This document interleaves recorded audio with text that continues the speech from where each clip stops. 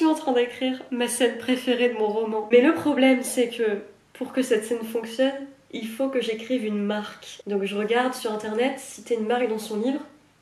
Utiliser le nom d'une marque dans son livre est a priori légal et ne pose pas de soucis tant qu'on ne porte atteinte à la marque. Ok, donc faut pas dire telle marque c'est pourri, en gros. C'est une scène avec du champomis. Si un jour vous lisez mon roman et que vous voyez la scène avec le champomis, c'est vraiment ma scène préférée. Le contexte de cette scène, c'est que Louis et Solal, ils s'apprêtent à avoir une discussion qui est assez viscérale et ils ont besoin de force pour mener à bien cette discussion.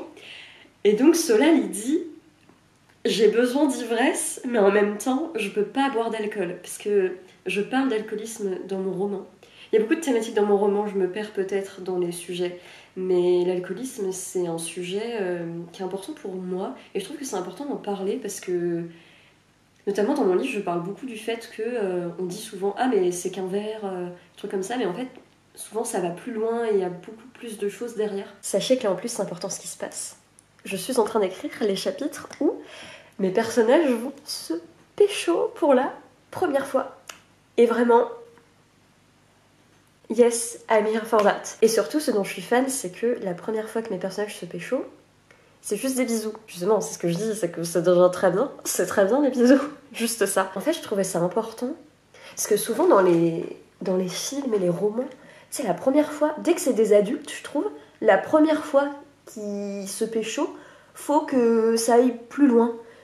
Et moi, je trouvais ça très important d'écrire une scène de pécho où en fait, il n'y a rien de... Ils gardent leurs vêtements et ils se font juste des bisous et c'est très bien comme ça, des câlins et il n'y a pas besoin de plus en fait pour montrer l'intimité des personnages et tout. Et je trouve même que ça apporte quelque chose. L'histoire d'amour dans mon roman, c'est ma chose préférée de mon roman, alors que mon roman a 1000 autres sujets. Mais moi, je voulais juste écrire une histoire d'amour. Sachez d'ailleurs que j'ai une idée de roman, sauf que j'ai la flemme de l'écrire parce qu'il n'y a pas d'histoire d'amour dedans. Je veux juste écrire des romans avec des histoires d'amour, en fait, c'est terrible. Je viens littéralement de crier devant mon ordi. Nimeria a dû se demander ce qui se passait. Même ma chienne, la pauvre. J'aurais pas péter la gueule. Vraiment, ce qui est magique avec la relecture et la réécriture, c'est que moi, je redécouvre des phrases et des moments que j'ai écrits. Mon roman, je le connais par cœur, tu vois, mais il y a des petites phrases une fois de temps en temps que j'ai zappées. Et là, mais je viens de hurler face à une phrase. Je sais pas si je vais la laisser parce qu'elle est un peu drama et j'ai envie de faire les choses plus subtilement. Louis le regardait comme s'il avait perdu la tête, mais il avait surtout envie de le prendre dans ses bras. Alors, qui étais-je quand j'ai écrit cette phrase? Et vraiment, j'ai envie de la garder. Je vais voir ce que mes bêta-lectoristes me disent. S'ils me disent « Soso, c'est trop drama, pas assez subtil », je l'enlèverai, mais vraiment, j'aime trop cette phrase. En vrai, c'est chapitre 28, c'est la première fois que je dis clairement dans le roman que Louis, il est in love, tu vois. Sachez que dans le chapitre 27, normalement, il y avait une phrase où... Le chapitre se terminait normalement sur une phrase où Louis se réveille et il y a écrit qu'il a envie de serrer Solal dans ses bras.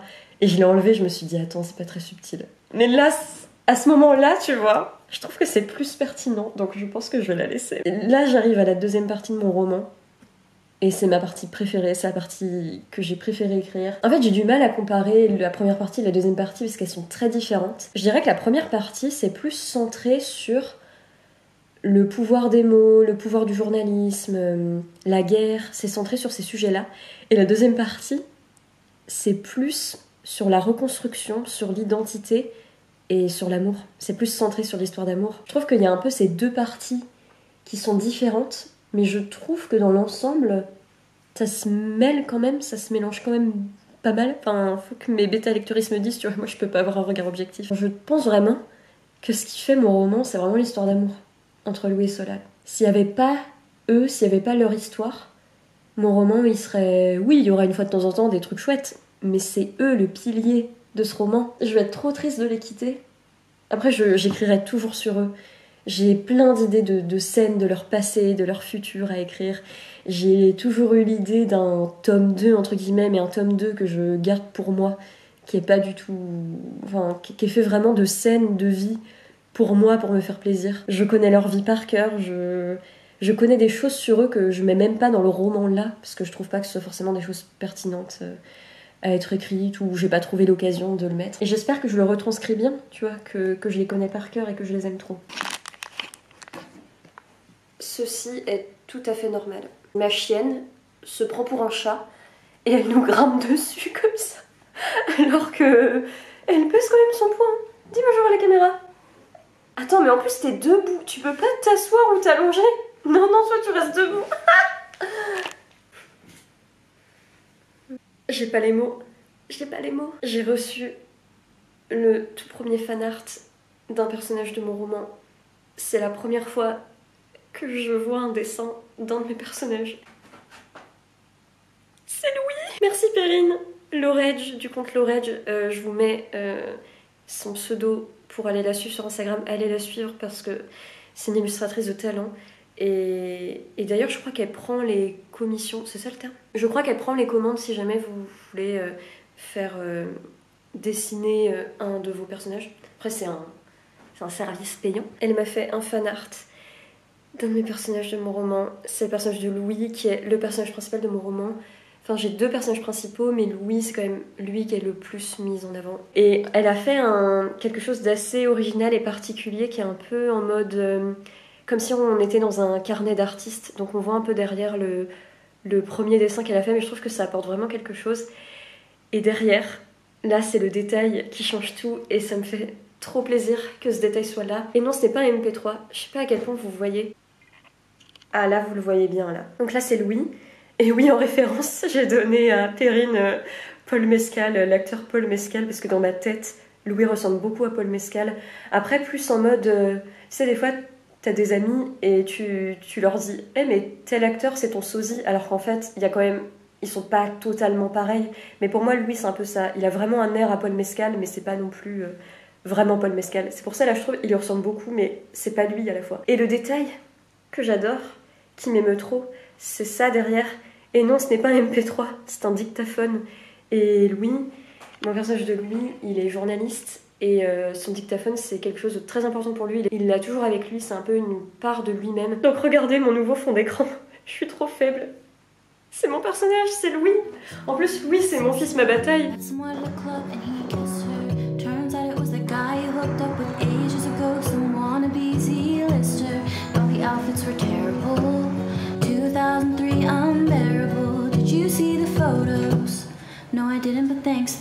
Je suis actuellement à Paris pour passer 3 jours et je suis dans une chambre d'hôtel et j'ai une terrasse. Et je me suis dit, incroyable, une terrasse, je vais pouvoir écrire, poser sur la terrasse. En plus aujourd'hui, il fait plutôt beau. Sauf que je comprends pas ce qui se passe, mais en fait, il y a quelqu'un à l'étage du dessus qui passe des trucs au Karcher et toute l'eau tombe sur ma terrasse. Donc heureusement que je n'y suis pas, sinon je me serais pris plein d'eau. Enfin, je suppose que la personne a regardé avant que... T'imagines? Il y a quelqu'un, je m'en fous, je passe quand même le Karcher. Et donc, il y a ce bruit. Depuis tout à l'heure, il y a ça. Donc il y a des volutes d'eau et du bruit comme ça sur ma terrasse. Je comprends pas ce que la personne fait et je peux pas sortir regarder parce que je vais me prendre de l'eau dans la gueule. En plus, je voulais vous donner des petits updates au niveau de l'écriture, mais avec ce bruit, je sais pas ce que ça va rendre. Je vais quand même vous donner les updates et puis je verrai ce que ça rend au montage. Je suis actuellement sur la fin de ma réécriture. Il me reste combien? 3 chapitres peut-être à réécrire. Donc la fin approche et c'est très étrange parce que la fin va très vite. J'ai remarqué que mes premiers chapitres sont beaucoup plus longs et beaucoup plus denses que mes derniers chapitres. Et je me dis que c'est peut-être pas bien, qu'il faut peut-être que je change un peu, mais en même temps, je trouve que tu peux donner une explication à ça. Alors je vous dis pas que j'ai fait exprès, tu sais, c'est comme souvent, des fois on va dire « Ah, si l'auteur a écrit ça, c'est pour dire ça », puis en fait pas du tout. Moi au final, cette densité différente au niveau du début de l'histoire et de la fin de l'histoire n'est pas du tout consciente, mais c'est vrai que il y a un petit peu un propos dans le fait que le début soit lent, se déroule lentement, et que la fin soit très rapide. C'est vraiment quelque chose qui se passe dans la vie des personnages en fait. Pour les personnages aussi, le début est lent et la fin est rapide.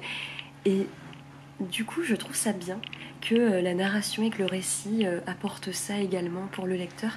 Mais c'est vrai que là, en réécrivant les derniers chapitres, je me suis dit, mais là, ça y est, c'est la fin, quoi. Et ça m'a fait vraiment un effet bizarre, parce que la fin, je trouve qu'elle arrive... elle arrive brusquement. Et encore une fois, il y a un propos Et c'est intéressant que ça fasse ça, parce que c'est vraiment l'effet aussi que ça fait au personnage, mais en même temps ça me fait étrange. Et encore une fois, j'ai rajouté des choses nouvelles dans cette nouvelle réécriture, alors que voilà, ça fait quand même des mois que je suis sur cette réécriture, c'est quand même pas ma première réécriture, et j'ai changé des choses à la fin. J'ai rajouté des scènes, alors au final, il y a une scène que je rajoute, mais ça me bouge pas mon nombre de chapitres.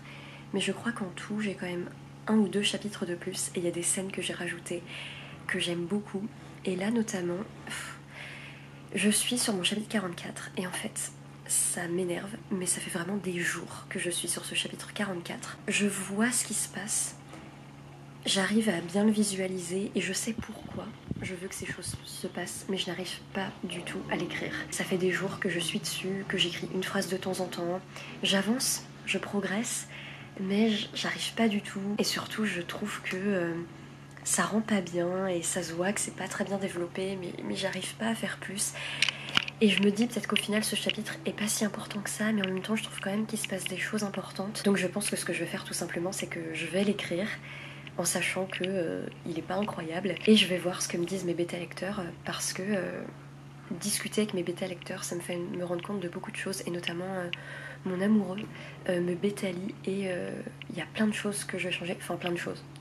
Il n'y a pas non plus énormément de choses, mais il y a quand même des petites choses que je vais changer, et il y a des choses, je sais comment les améliorer, et parce que tout simplement en discutant avec lui, je me suis rendu compte de choses.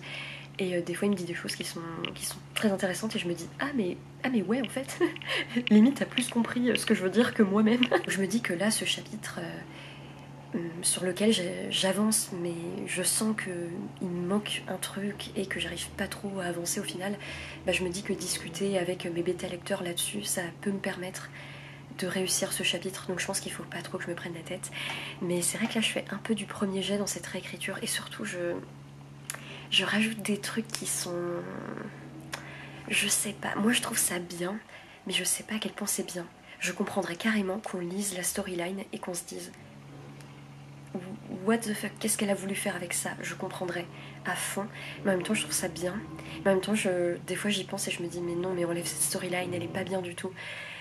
Je sais pas du tout quoi faire. Et c'est pour ça que c'est pour ces moments-là que la bêta lecture c'est super important, parce que toi-même tout seul tu peux pas te rendre compte de ce qui est bien et pas bien. Et il y a des choses que tu vas trouver bien et qu'au final on va te dire non, c'est bizarre. Et il y a des choses où tu vas te dire bof, je suis pas sûre, et les gens vont te dire non mais c'est génial. C'est pour ça que c'est très important d'avoir des bêta lecteurs.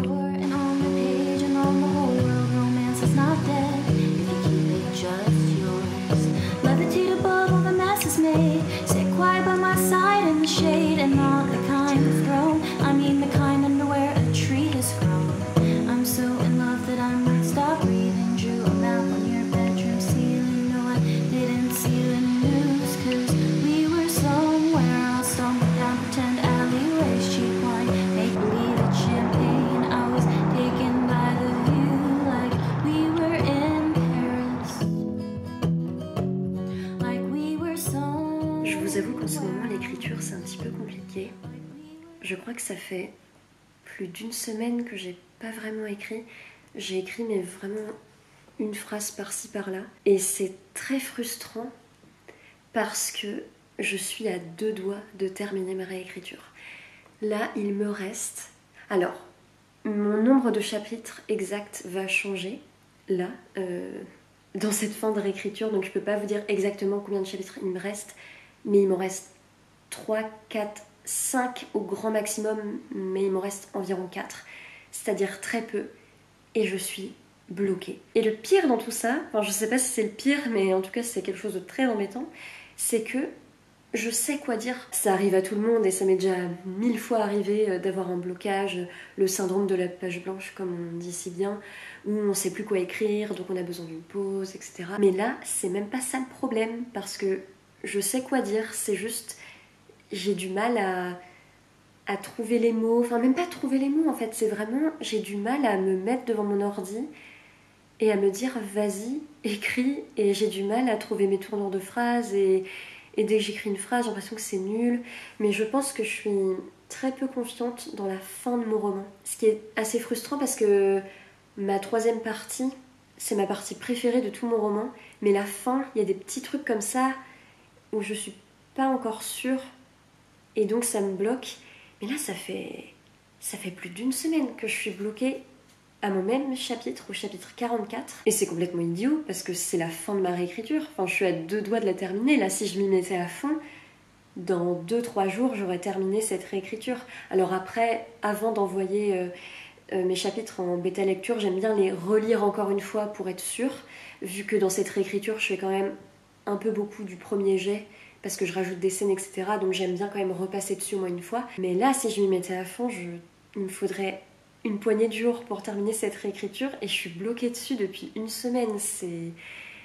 C'est très frustrant, et en plus, là, mes bêta lecteurs avancent de plus en plus. Et j'ai même une bêta lectrice qui attend la dernière partie, parce que j'envoie par partie. Dans mon roman, en fait, il n'y a pas de partie claire, mais c'est dans ma tête. Moi, j'ai des parties claires. Pour moi, mon roman, il a vraiment 3 parties qui se suivent dans la continuité, mais qui ont des portées différentes, je trouve. Là, il reste juste cette 3e partie, en fait, qu'il faut que je termine de réécrire, et qu'il faut que je relise pour l'envoyer en bêta lecture. Et après, j'aurai juste à relire encore une fois tout mon roman et à reprendre les commentaires que mes bêta lecteurs m'ont fait. Mais avant ça, il faut que je termine cette réécriture. Mais en tout cas, tout ça pour dire que c'est normal d'avoir des blocages, et d'avoir des blocages surtout qui n'ont aucune raison, parce que moi, comme je vous ai dit, vraiment je sais quoi dire, je suis pas bloquée parce que c'est une réécriture, donc je sais clairement quoi dire. Mais juste j'ai un blocage et j'ai du mal, et je sais pas si c'est juste ce chapitre ou une question de storyline ou si ça veut dire quelque chose de plus. Je sais pas du tout pourquoi ce blocage a lieu, mais je pense que je vais juste y aller en douceur et essayer enfin de réussir ce chapitre 44. Je pense que la manière dont je vais affronter ça, c'est d'y aller en douceur. Et si ça doit me prendre encore une semaine, ça me prendra une semaine. Et voilà. Je pense qu'il faut juste aussi que je me pose et que là je me dise vas-y, parce que voilà, je lis, je me dis bon mais là je vais lire 1 heure, et puis après je m'y mets, et puis après je vais faire autre chose, et je me dis je m'y mettrai ce soir, sauf qu'à chaque fois ça repousse, et à un moment il faut que j'arrête de repousser et que je m'y mette à 100%. Mais c'est dur, je sens qu'il y a un truc qui me bloque, je sens que j'ai du mal. C'est frustrant, c'est très frustrant. Si je n'ai pas retrouvé dans tes yeux la lumière, c'est que ton cœur a lâché tes poumons, une rivière dans le château des secrets. Tu es le moins âgé, tu en connais les secrets, tu les dis, faut pas les oublier, oublier tes enfants et les enfants de tes enfants, oublier ton prénom et le chemin de la maison. Faites-vous confiance. Faites-vous confiance. Le précieux de ton passé, de tes joies, tes colères, tu ne peux pas t'en rappeler. C'est le vent qui te fait toujours taire, oublier tes enfants et les enfants de tes enfants, oublier ton prénom et le chemin de la maison,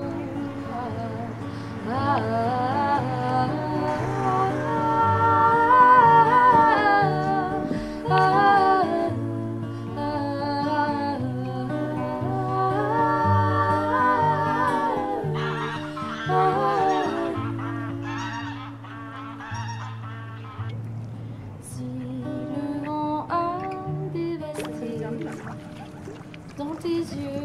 Merde, je fais de la merde. Tu peux vraiment te mettre entre le Y et le O. Hein. Attends, pourquoi ça fait 11, 12, 13, 14 secondes? Avec lui dans la gloire. pas oublier tes enfants et les enfants de tes enfants. Et en mode je vais te niquer ta race. Il fait comme les signes, t'as vu? Il devient plus gros donc plus agressif. Lui il fait la même chose. Donc là ça va se fight. Ils vont se fight là? Non, ils sont en méthode d'intimidation. Allez, on va voir les autres. Normalement, il y avait les crocodiles. Ça s'intimide. Ça s'intimide. Ça se toise. Et l'autre il mange, tranquillou. Moi face à la vie.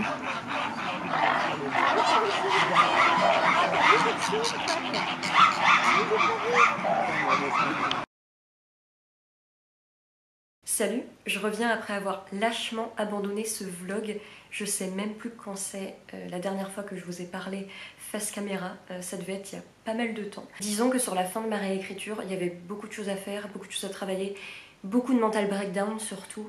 Et je pense que c'est ça qui a fait que j'ai pas trop pris la caméra. En fait, je pensais même plus à la prendre au bout d'un moment. Donc j'en suis fort désolée. Mais en fait, la fin de ma réécriture, c'était surtout moi qui corrige des fautes et qui pleure parce qu'il y avait toujours plus de fautes. Et d'ailleurs, au moment où je vous parle, j'ai officiellement terminé ma réécriture et hier, je suis retournée sur mon document et j'ai encore vu une faute. Enfin, vraiment, ça se finit jamais. Je pense que c'est pas possible d'avoir un manuscrit final sans faute, ou alors faut l'envoyer à 1000 personnes autour de soi. Mais même moi, en ayant eu plusieurs bêta-lecteurs, il y a des fautes qui sont restées. Par exemple, ça c'est hilarant, il y a une faute que j'ai faite tout au long de mon manuscrit et aucun de mes bêta-lecteurs l'a détecté. C'est mon logiciel, parce que j'ai téléchargé un logiciel qui repère les fautes. Bon, après je pense qu'il est plus ou moins relatif. Il y a des fois il me dit des trucs, je suis en mode non, ça c'est pas une faute. Mais des fois il me dit des choses très pertinentes, et notamment kinésithérapeute, thérapeute, tous les mots comme ça, je les écrivais à la fin THE. Alors en fait kinésithérapeute, thérapeute, à la fin c'est TE. Et moi je sais pas pourquoi, mais je pense que toute ma vie j'ai écrit ces mots avec THE. Ça a été un petit peu un calvaire pour moi, tout ce qui concerne les fautes d'orthographe là pendant ces dernières phases de relecture et écriture, alors que pourtant de base j'ai plutôt des facilités en orthographe, et même moi avec ces facilités je me disais mais en fait je vais jamais en terminer et il y a des fautes partout. En fait c'est terrible et je me rends compte que mon anxiété s'est accentuée en fait. Après quand tu te relis t'as l'impression qu'il y en a partout, alors qu'en fait là je suis sûre que j'ai quand même épuré la plupart des fautes d'orthographe, mais je suis toujours anxieuse en me disant mais là c'est sûr qu'il y en a, et des fois j'ai l'impression qu'il y en a à des endroits où il y en a pas. Enfin, c'est un peu terrible ce truc des fautes d'orthographe, surtout qu'en ce moment je suis en recherche d'emploi, donc quand tu fais tes lettres de motivation, ton CV, je suis aussi à la recherche de fautes partout et c'est hyper angoissant. Mais si je reviens vers vous aujourd'hui, c'est tout d'abord pour conclure ce vlog afin qu'il ait une finalité, et aussi pour vous montrer un produit fini. Alors c'est un beau bébé. Je vous présente mon bébé de 2,5 kg. Je suis désolée, je suis obligée de cacher là parce qu'il y a littéralement mon adresse, mon numéro de téléphone et tout. Voilà. Mais c'est mon manuscrit, c'est mon livre, c'est moi qui ai écrit tout ça. Et oui, il est énorme, il fait quasiment 500 pages. Je vais pas pouvoir le tenir tout du long. Ça y est, il est terminé. Alors il est plus ou moins terminé parce que en fait il y a des trucs en plus que j'ai envie de mettre, mais vraiment pas des gros trucs, c'est des petites idées. Je pense que je vais repasser dessus, je sais pas, je pense après l'été, vers le mois de septembre. Je pense que j'allégerai peut-être certaines choses et je rajouterai quelques petites idées, mais juste des petits trucs qui prennent 2 phrases, mais que je trouve quand même importantes. Donc l'histoire pour ce gros bébé n'est pas terminée, mais là j'y ai vu quand même une finalité parce que la grosse majorité du roman est bouclée et ça y est, il y a une partie de l'aventure qui pour moi est terminée. Alors vous devez sûrement vous demander comment ça se fait que son manuscrit soit aussi gros, parce que oui, hier je suis allée à la poste et je l'ai fait peser et il pèse littéralement 2,5 kg. C'est un bébé le truc, c'est littéralement j'ai accouché de mon enfant qui pèse 2,5 kg. Alors déjà de base c'est parce que le manuscrit est gros, je sais plus combien de mots il fait mais c'est à peu près 125 000 mots. Donc déjà oui c'est un assez gros roman, et en plus de ça pour l'imprimer j'ai fait vraiment de grosses marges parce que je pensais que la reliure prendrait plus de place, donc j'ai fait tiens, ça spoil ça en fait le passage. Je vous montre ça par exemple, j'ai fait des marges de 4 Et de l'autre côté, c'est des marges de 3, donc forcément, ça réduit le texte sur une page et ça fait qu'il y a d'autant plus de pages. Au moins, pour la prochaine fois, je saurai que la reliure prend moins de place que ce que je pensais. D'ailleurs, si jamais vous êtes intéressé, j'ai fait imprimer mon manuscrit et même j'en ai fait imprimer plusieurs chez Speedcopy. En fait, je voulais faire imprimer mes manuscrits comme ça, avec une reliure, tout ça. Et donc, je me suis renseignée sur... par exemple, il y a certains magasins qui proposent des services d'impression. Et je me suis souvenue que pour mon mémoire en 2019, je suis allée l'imprimer chez Copyfac. Et un mémoire tout noir et blanc, recto aussi seulement, 130 pages, ça m'a coûté 30 balles. Et je me suis dit, mais je peux pas dépenser comme ça 30 € par manuscrit, surtout que le mien est d'autant plus grand, donc je me suis dit mais ça va me revenir à combien en fait. Je trouvais ça extrêmement cher, en tout cas pour mon budget à moi, parce que je connais pas les prix des impressions, du papier et tout, je m'y connais pas trop en ça, malgré mon master d'édition, voilà. Peut-être que ça vaut le prix et tout, mais c'est juste pour moi, pour mon porte-monnaie qui n'est pas d'emploi en ce moment, qui suis en recherche d'emploi, c'était sûr que voilà, je pouvais pas me permettre de dépenser comme ça plein d'argent. Et donc en me renseignant, je suis tombée sur Speedcopy, qui est un service d'impression qui est basé à Saint-Étienne, mais qui fait des envois partout en France. Bon, moi j'ai payé quand même 15 € de frais de port, donc voilà, bon, c'est quand même mieux si on habite à Saint-Étienne. Et ce que j'ai bien aimé chez Speedcopy, c'est qu'ils proposent plusieurs services selon ce que tu veux. Par exemple, tu as le service impression de thèse et il y avait impression de manuscrit. Donc ils te proposent déjà, ils te demandent même pas est-ce que tu veux une reliure, bah ils le savent déjà, du coup ils te demandent la couleur que tu veux. Tu as juste à rentrer la couleur que tu veux pour ta reliure, le nombre de pages qu'il y a dans ton manuscrit. Et au final, moi pour mon gros bébé de 500 pages, le manuscrit c'était 25 € et plus t'en achètes, plus le prix se réduit. Et au final, quand j'ai comparé, alors après je connais pas tous les services d'impression et je me suis sans doute pas suffisamment renseignée, mais au final je m'y retrouvais plus avec les prix qu'ils proposaient. Donc j'ai commandé mes manuscrits chez Speedcopy et je suis super contente du résultat parce qu'en plus ça arrivait vite. Je crois que ça arrivait en une semaine à peu près. En plus c'est de très bonne qualité. J'ai reçu tout ce qu'il fallait. Alors j'ai pas vérifié les 500 pages de tous les manuscrits que j'ai commandés, mais voilà, c'est clairement le travail hyper bien fait. Déjà, avant de commander chez eux, je me suis renseignée sur internet et ils avaient que de très bons avis. Des gens qui ont commandé leur thèse chez eux, donc les gens qui commandent leur thèse, je pense qu'ils stressent énormément parce que si le moindre truc qui va pas, c'est un peu... T'as l'impression que ta vie est fichue. Je voulais vous le montrer pour conclure ce vlog réécriture parce que... Voilà, c'est la fin de mon aventure de réécriture, c'est la fin d'une ère, c'est la fin d'une étape pour mon roman. Maintenant, il va voguer vers ses prochaines étapes et voilà, on verra bien ce qui se passe. Mais en tout cas, voilà mon bébé imprimé et ça y est, c'en est fini pour ce vlog réécriture et c'en est fini pour les vlogs réécriture des Veilleurs du Monde, en fait. Je pense pas que je referai un vlog réécriture de ce roman, à moins que on se rende compte qu'il y a plein de choses qui vont pas et que je fais une giga grosse réécriture, ce qui est possible au final. Mais en tout cas, cette étape de premier jet réécriture, en tout cas, cette grosse première étape est terminée. Et je pense que je me rends pas compte, mais je pense que je suis fière de moi. Et voilà, tout ça, c'est moi qui l'écris en fait. tout ce gros bébé, c'est moi qui ai tout écrit, qui ai tout réécrit. Surtout.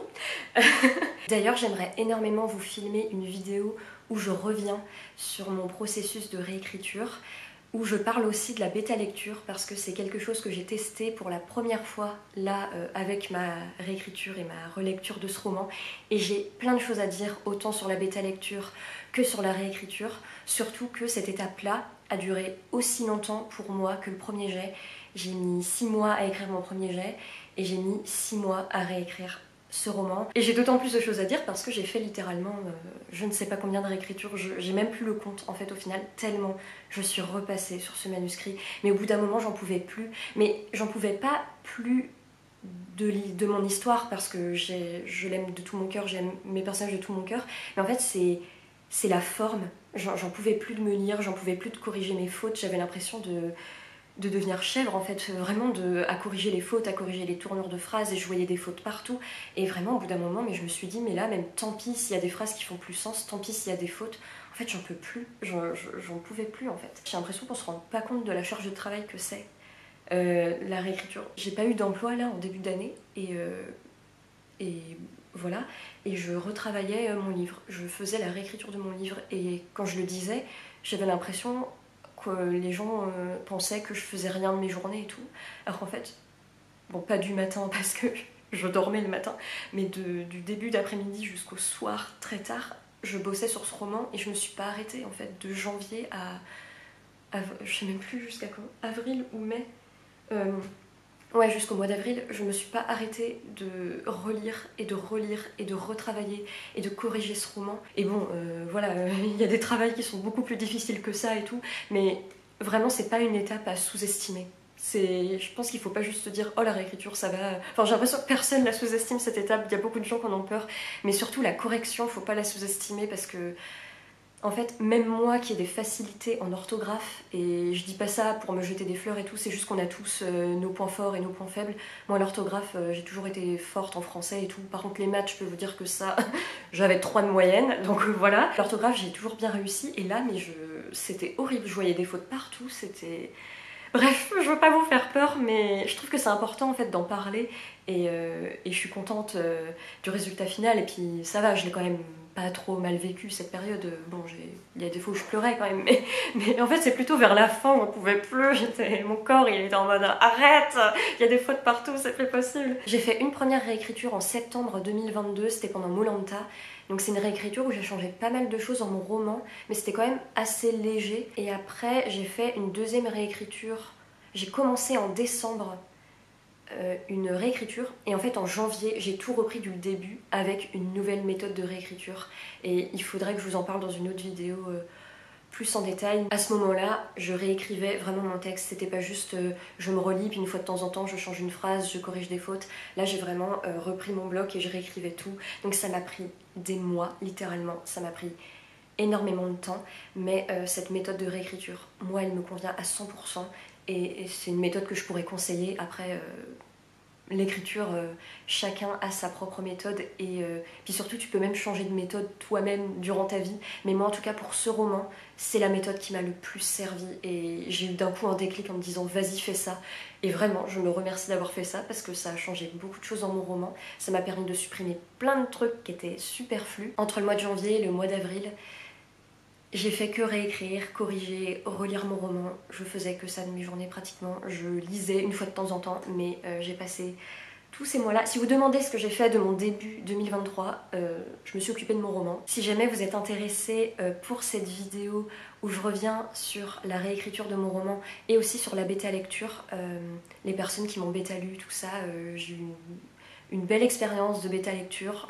Je me suis rendu compte des choses que j'avais faites qui n'étaient pas à refaire, des petites erreurs que j'ai faites, notamment quand j'ai cherché mes bêta lecteurs. Aussi, j'ai appris, parce que moi-même, en retour, j'ai bêta lu des textes, et donc j'ai appris ce que c'était la bêta lecture, et surtout, je me suis rendu compte que bêta lire, c'est pas juste quelque chose que tout le monde peut faire, parce qu'il y a une manière de bêta lire, je trouve. Il y a une manière notamment quand tu écris tes commentaires. Ça, j'y reviendrai plus en détail dans la vidéo que je ferai là-dessus, mais quand tu bêta lis quelqu'un, tu le bêta-lis pas comme si juste tu lisais un livre et que tu faisais des commentaires à voix haute ou bah là c'est chiant, pourquoi il se passe ça. Tu peux pas écrire ça dans une bêta lecture, en fait ça se fait pas, et surtout c'est pas constructif pour la personne qui écrit. Je sais ce que c'est d'avoir peur d'envoyer son texte en bêta lecture. Moi-même j'ai mis hyper longtemps avant d'enfin l'envoyer en bêta lecture parce que j'avais trop peur des retours qu'on me ferait, mais au final je conseille à tout le monde de passer par là. Vraiment, si vous écrivez un roman,